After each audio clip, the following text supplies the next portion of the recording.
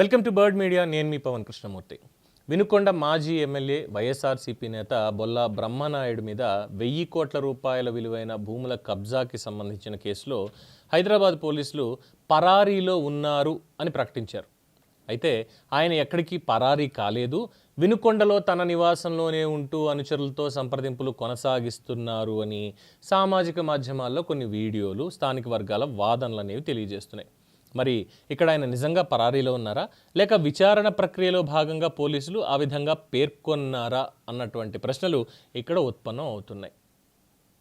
ఇక ఆయన అనుచరులతో సమావేశాలు నిర్వహిస్తూ ఒకవేళ అరెస్టు పరిస్థితులు ఎదురైతే దానికి ఎలా స్పందించాలి, ఎలాంటి నిరసనలు చేపట్టాలి, ఈ అంశాల మీద కూడా వాళ్ళకి దిశానిర్దేశం చేశారు అన్న ప్రచారం కూడా వినిపిస్తుంది. మన శనివారం ఉన్నటువంటి ఇదే కదండి, బొల్లా బ్రహ్మనాయుడు 1000 కోట్ల కుంభకోణం, 1500 కోట్లని.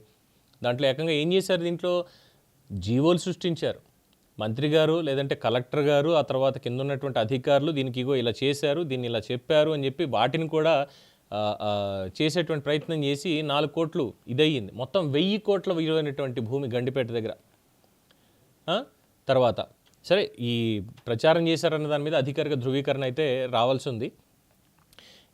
బ్రహ్మనాయుడు మీద నమోదైనటువంటి ఆరోపణలు చాలా తీవ్రమైనటువంటివి. భారీ విలువైన భూముల వ్యవహారంలో పెద్ద స్థాయి ముఠాతో కలిసి కుట్ర జరిగింది అన్నటువంటి అభియోగాలు, వాటి ఆధారాలు కూడా బయటకు వచ్చాయి. అయితే ఇప్పటి వరకు ఆయన్ని ఎందుకు అరెస్ట్ చేయలేదు, ఇదే ప్రశ్న చాలామంది అడుగుతున్నారు. పోలీసు చర్యల్లో వేగం దీని మీద ఎందుకు లేదు అంటూ రాజకీయపరమైనటువంటి చర్చ. కొందరు బాధితులు, విమర్శకులు నిందితుడు బొల్లా బ్రహ్మనాయుడు అందుబాటులో ఉన్నప్పటికీ చర్యలు ఎందుకు ఆలస్యం అవుతున్నాయి అంటూ వాళ్ళు ప్రశ్నిస్తున్నారు.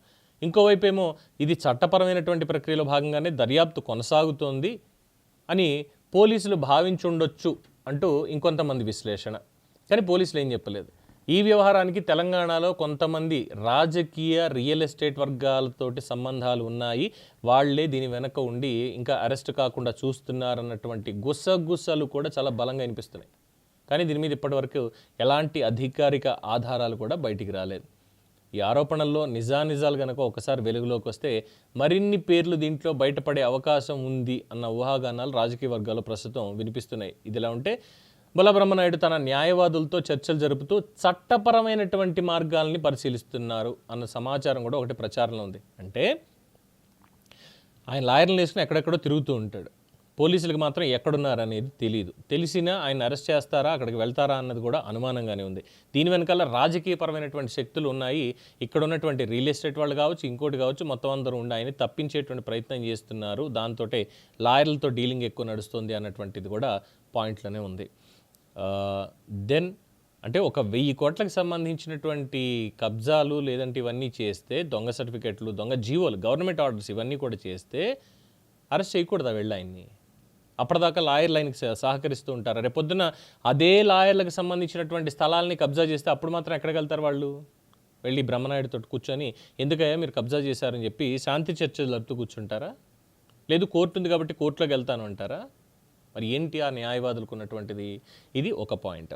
పోలీసులేమో పరారీలో ఉన్నారని పేర్కొన్నప్పటికీ నోటీసులు కానీ తదుపరి చర్యల మీద కానీ స్పష్టత ఇంకా లేదు. సో చట్టం తన పని తాను ఎలా చేయగలుగుతుంది, ఆరోపణల మీద ఏ స్థాయిలో ఆధారాలు బయటపడతాయన్నది ప్రస్తుతం ఇన్వెస్టిగేషన్ డెవలప్మెంట్ మీదే ఆధారపడి ఉంది. అయితే అరెస్ట్ ఎందుకు చెయ్యలేదు ఇప్పటి వరకు, ఎందుకని ఆంధ్రాలోకి వెళ్ళలేకపోయారు? అయినా అక్కడ మన నర్సరావుపేటలోనే ఉండి మన సాయంత్రం కూడా అది శనివారం రోజు సాయంత్రం కూడా కార్యక్రమాలు నిర్వహించారు అన్నటువంటిది ఉన్నప్పుడు తెలంగాణ పోలీసులు ఆంధ్రప్రదేశ్కి వెళ్ళి ఆయన ఎందుకు అరెస్ట్ చేయలేదు? ఇదేమీ చిన్న చితక స్కామ్ కాదు. 1000-1500 కోట్ల విలువైనటువంటి భూముల కబ్జా, అది కూడా ప్రభుత్వ ఉత్తర్వులు, గవర్నమెంట్ ఆర్డర్స్ అవన్నీ కూడా సృష్టించి చేసినటువంటిది. సో ఇక రెస్ట్ ఆఫ్ ది థింగ్ పోలీసుల చేతుల్లోనే ఉంది. ఎప్పుడు అరెస్ట్ చేస్తారు అనేటువంటిది చూద్దాం. దీని మీద మీ అభిప్రాయం తెలియచేయండి. చూస్తూనే ఉండండి ది బర్డ్ మీడియా.